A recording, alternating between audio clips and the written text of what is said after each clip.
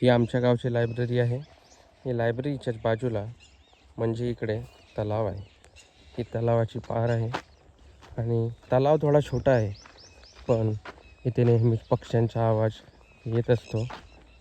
तलावाच्या बाजूलाच म्हणजे मागच्या बाजूला तिकडे जंगल आहे आणि कधीकधी इकडे ह्या तळ्यावर जंगलातील वन्य प्राणी येतात आणि पाहायला मिळतात.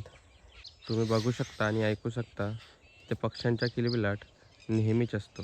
ही लायब्ररी निसर्गाच्या सानिध्यात असल्यामुळे इथे येणाऱ्या विद्यार्थ्याचे मन लवकर रमते.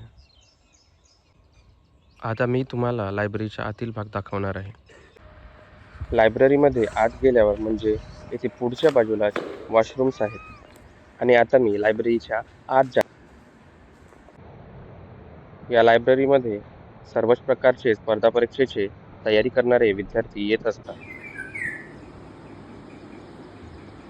अशा प्रकारे हे पक्षी खिडकीवर येत असतात